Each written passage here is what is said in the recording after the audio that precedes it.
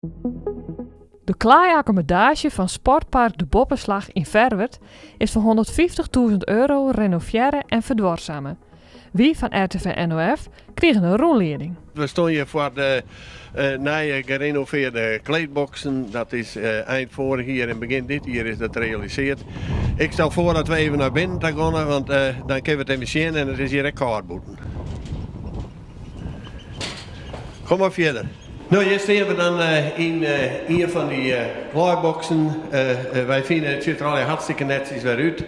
We zijn begin van vorig jaar begonnen, want ja, we moeten natuurlijk de financiële middelen hebben. Dat kunnen wij als beheerstichting, als gebruikers van deze sportaccommodatie, kunnen wij dat net voor krijgen. Deze kleedboxen die winnen ongeveer 34 jaar oud en die winnen afgeknepen. Moesten dus of nijbouw of renoveerd. Wij hadden verkozen om te renoveren. Dat is heel goed gegaan. We hadden plaatselijke bouwbedrijven die de sponsoren ik binnen hier bij de gebruikers die hebben we ervoor inschakelen. We hebben een protte vrijwilligerswerk dingen. En wij zijn zelf heel tevreden met dit projectje.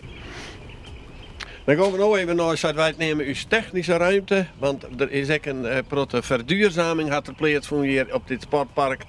Er binnen hier boven mij op het dak 40 zonnepanelen komen er binnen 12, 4 ik ben net zo technisch, maar zonneboilers binnen inkomen. Dus we hopen echt dat we daarmee de energierekening voor de gebruikers een stuk leger krijgen kunnen. Ik zal het even zien. Wij nemen dit Chinburg dan de technische ruimte. Ik zou zeggen, zie maar even.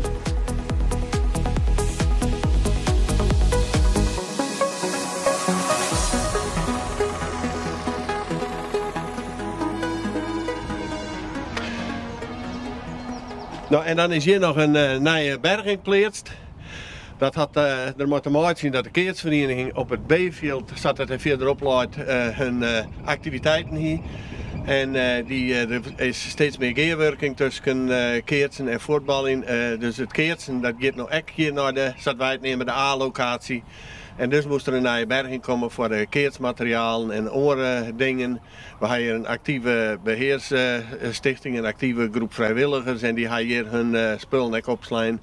Dus daar ben ik wel wijs mee. En nou ja, dat dient dus eigenlijk de drie dingen. De renovatie, verduurzaming en het clusteren van keertsen en voetballing.